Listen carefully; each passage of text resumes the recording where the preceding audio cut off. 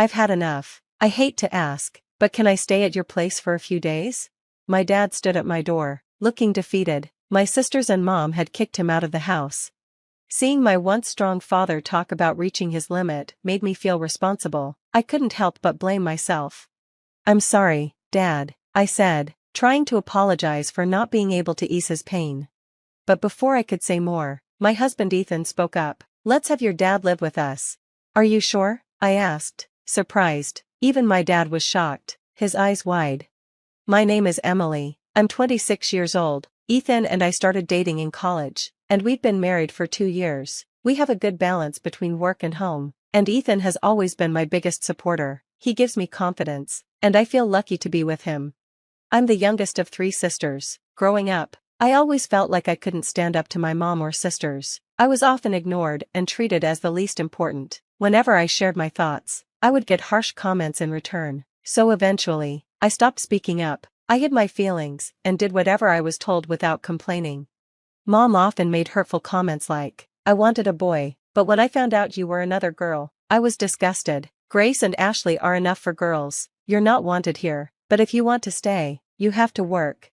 Even when I wanted to respond, I stayed quiet, swallowing my words. By the time I was in elementary and middle school, I was doing most of the housework, cooking, laundry, and preparing baths. People around me would say things like, wow, that's impressive, or you're so responsible. At first, I liked the praise, but soon, it became a routine, and I stopped feeling proud. My mom never thanked me. Instead, she criticized my cooking or the way I folded laundry. The one person who kept me going was my dad. Unlike mom and my sisters, Dad loved and respected me. He was always there for me. As the only man in the family, my dad wasn't well liked by my mom and sisters. Like me, he had little power in the household, but no matter what, he always stood up for me. I'm sorry, Emily, you have to put up with so much. I wish we could all live in peace, Dad would say, holding me tight. Even though he worked long hours, he always spent his days off with me, helping fulfill my mom and sister's demands. He listened to me and cared about how I felt, but my mom and sisters didn't like that. They'd say things like, there's no one to protect you today, and make me do more chores. They'd throw harsh words at Dad, too, calling him things like low income and disgusting. My sisters would laugh and tell him, don't open your mouth. Even though Dad tried to support me, the constant mistreatment from my mom and sisters made me feel weaker over time. Seeing how much I was struggling, Dad said something to me when I started high school. Emily, study hard and go to college. Leave this house and live your own life. You have so many possibilities. You don't have to stay here forever, Dad urged. Hearing him say that made me feel both excited and nervous. At the time, my oldest sister Grace, 6 years older than me, was attending a private university. Ashley, 4 years older, was in vocational school. Mom would often mock Dad for not making enough money and would tell me, we're poor because he doesn't bring in enough. You should start working once you graduate high school. Because of that, I believed we were financially struggling, so when Dad told me to go to college, I worried he was pushing himself too hard. But Dad reassured me, saying, there's no need to worry about money. I feel responsible for making you suffer so much, and I don't want you to endure this any longer. Dad, I started, but he continued, this is a request from your father. Don't worry about anything, just go to the university you want, study what you love, and find your passion. I want you to live a happy life to make up for all the hardship you've gone through, Dad said, gripping my shoulder with tears in his eyes. His words were full of determination. From that moment, I focused on the studies I had neglected. Despite still following the strict orders of my mom and sisters, I spent all my remaining time at my desk, studying hard. My efforts paid off when I was accepted into a university. Dad and I hugged each other, full of joy over my achievement. I kept it a secret from my mom and sisters until the last minute. On the day I was moving out, I finally told them that I was going to college and living on my own. By that time, Grace had already moved out, leaving just Mom and Ashley at home. When they found out, they yelled at me in anger, but I endured their harsh words, and at last, I broke free from them. I kept my new mobile phone, a gift from Dad, hidden from them. I didn't tell them where I was going to university or where I was living. I stayed in touch with Dad, but I started a new life without any involvement with my mom or sisters. However, just because I escaped from them didn't mean my university life was easy. I wasn't used to speaking my mind, and being shy. I felt invisible in my classes and had trouble making friends. That's when Ethan reached out to me. "What do you think, Emily?" he asked one day. Ethan was bright, confident, and popular in the group, so I was shocked that he was speaking to me. I was already uncomfortable talking in front of others, and being put on the spot made me freeze, but Ethan pressed on. "You have thoughts, right? Share them. We won't know unless you speak up."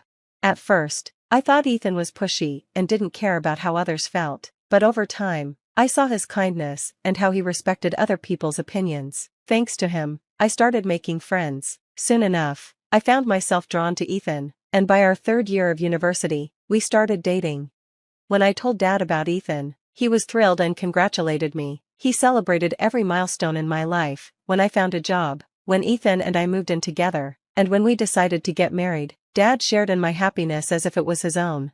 Even though I was happy, I was always worried about Dad. Since I had started university, I hadn't gone back home, and I hadn't seen him in person. We kept in touch, but I couldn't help but worry, knowing he was still living with Mom and my sisters. I was sure Dad was still dealing with cruel remarks from Mom and Ashley, and spending his days following their controlling demands. "Dad, I'm happy today because of everything you did for me. Back then, I was powerless and always needed your help. But things are different now. I have a job, I'm married, and I have someone who supports me. Now it's my turn to help you. Please, let me know if you ever need anything." I told him this when I announced my marriage. Being with Ethan had taught me the importance of expressing my feelings, and I was finally able to say things to Dad that I couldn't before.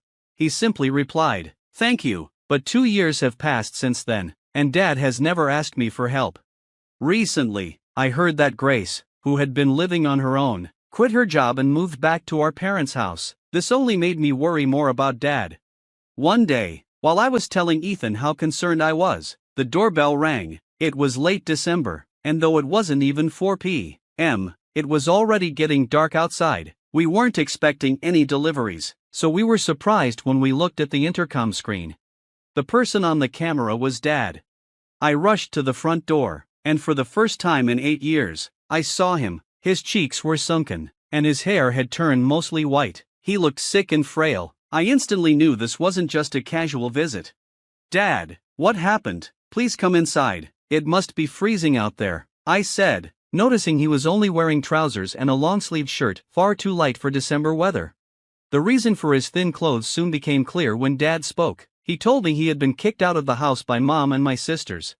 They told me to go buy dessert, so I went to the convenience store, but when I came back, the house was locked. I asked them to let me in, but they told me not to come back. "What?" I was shocked. "I left the house without my phone or jacket," Dad continued, rubbing his cold arms. "I waited for hours, but they never let me in." Hearing this, I quickly made some hot tea and handed it to Dad, trying to help him warm up. Dad held the cup of tea with both hands, trying to warm up, and quietly said, "I might not be able to go back to that house again." "Why?" I asked, worried. "Ever since Grace came back, Mom and the others have been treating me even worse. I've been feeling like I'm at my limit, and now they've done this to me. I don't even have the energy to go back. I think I'll look for a small apartment and figure out what to do next," Dad explained. "I'm sorry, but could I stay here for a few days? I'll leave as soon as I find a place." I was shocked. I knew Dad had been struggling, but I didn't realize it was this bad. For the first time, Dad, who never complained, was talking about reaching his limit.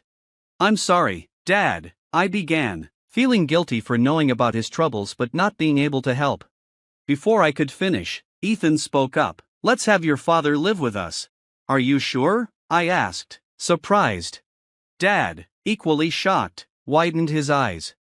"Sorry to be blunt, but your father doesn't look well," Ethan continued. "I think it would be best if we all live together so he can recover. We can figure out everything else later, as long as he's okay with it." Dad and I were both filled with gratitude. That's how our new life as a trio began. Just a few days after Dad moved in, the doorbell rang again. The three of us were stunned when we saw who was on the intercom: Mom and my sisters. Why are they here? I thought, feeling a mix of shock and bitter memories, but I knew I had to face them, so I opened the door, panicking about what they might do next. "Wow, I didn't expect you to be living in such a fancy place," Mom said, looking around. "I thought you were scraping by in some rundown apartment." Hearing her voice after so long made me feel nothing but resentment. "Why are you here?" I asked.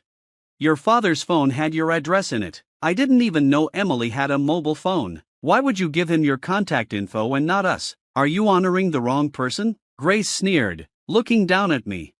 Mom, smiling as if satisfied, spoke again. "Never mind, is your father here? We're having some trouble without him." Even though they said they were in trouble, none of them looked distressed. In fact, all three of them were smirking. "In trouble? You're the ones who kicked him out," I said.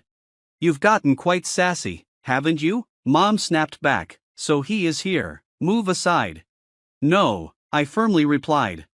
I yelled at Mom and her group, my frustration rising. Mom's usual condescending remarks about me only made me angrier. In the past, I wouldn't have stood up to her, but I had changed, thanks to Ethan.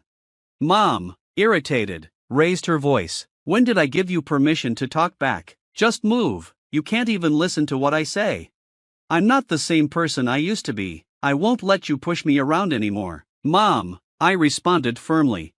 Ethan stood beside me, trying to get Mom and my sisters to leave, but they wouldn't budge. We kept telling them to go, but they refused. Finally, tired of the back and forth, Mom gave up first.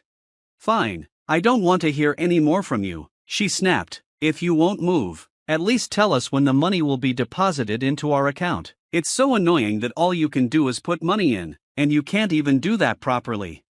I was speechless. How did Mom think she had been able to live without working? My anger boiled over. "From now on, Dad will be living with us," I declared. "Neither of us will be pushed around by you anymore. You should divorce Dad and stop causing him pain." I couldn't hold back my words any longer, but Mom's response was unexpected. "Don't make it sound like I'm the bad guy," she yelled. "I've been kind enough to stay with a man who's low income and useless. You should be thanking me." "What?" I was stunned. "You're just like your father, a low-income loser," she continued. "You act high and mighty, but all you do is lick each other's wounds." I was on the verge of losing control, ready to lash out, but before I could say anything, Ethan spoke up. "Emily works hard. She's a supervisor and earns a good salary. I'd appreciate it if you didn't belittle us by saying we lick wounds," Ethan said, staring down my mom. "Don't you dare talk back to me, you're an outsider, so stay out of this," Mom snapped at him. At that moment, Dad, who had been in the living room, appeared by my side. "I've heard enough," he said, addressing Mom. "We can't keep imposing on Emily and Ethan. Let's get a divorce." "Dad," I whispered, surprised. "That's fine," my sisters chimed in immediately. "We don't need a creepy guy like you," one of them shouted. Emboldened by my sisters, Mom agreed. "That's fine by me." I was shocked by how quickly it had been settled, but peace didn't last for long. "There's one condition," Mom added. "Hand over the house to me, and then I'll give you the divorce." I couldn't believe her greed, but Dad quickly agreed to her demand. "Dad, are you sure?" I asked, concerned. I was shocked when Dad smiled at me and said, "If that's all it takes to get a divorce, it's a small price to pay." Then, turning serious, he faced Mom and said, "I'll do as you ask. Leave for today. I'll come over tomorrow." With that, Dad sent Mom and my sisters home. They continued insulting me until the very end, but I didn't care anymore. I felt guilty for pushing Dad into getting a divorce and causing him to lose the family home, but Dad patted my shoulder and reassured me, "It's not your fault, Emily. I'm actually glad you spoke up." The next day, Dad went back home one last time with the divorce papers. He made Mom sign them, handled the paperwork, and packed his things. When he returned, he looked lighter, as if a burden had been lifted. Although it was sad to see the house go to Mom and my sisters, if Dad felt relieved, I was okay with it. A few months later, Dad told me what had happened to Mom and my sisters. They had taken the house in the divorce, planning to sell it and live lavishly. However, the house was old, in a poor location, and didn't sell for much. The costs of demolishing it ate up most of the money. In the end, they were left with almost nothing. Now, without a home or savings, they struggled. Mom didn't work, and neither Grace nor Ashley had stable jobs. With Dad gone, the same man they mocked for his low income, they had no one to lean on financially and found themselves in dire straits. They tried coming to our house for help, showing up several times, but we never opened the door. They wouldn't give up, causing a commotion on the porch. Eventually, I had to tell them through the intercom, If you don't stop, I'll call the cops. That finally made them leave. Now they barely managed to rent a small apartment, too cramped for the three of them. Even Mom, who had never worked before, was forced to get a job out of desperation. Despite all the times they mocked Dad and me, they were now constantly arguing among themselves, blaming each other for their situation. It seems some people never change. Without Dad or me around, they turned on each other, destined to live in both physical and emotional poverty. Meanwhile, our lives have taken a completely different path. Despite all the mocking about Dad's low income, we found out after the divorce that he had been quietly trading stocks for years, building a fortune. He never mentioned it because he feared that Mom and my sisters would try to seize his assets, so he waited until the divorce was finalized. Now, we live comfortably in a new house Dad built with his wealth. He quit his job to focus on his stock investments. My husband and I are both working too, so we're financially stable. We support each other while maintaining our financial independence, and we're building the loving family that we couldn't have when we were younger.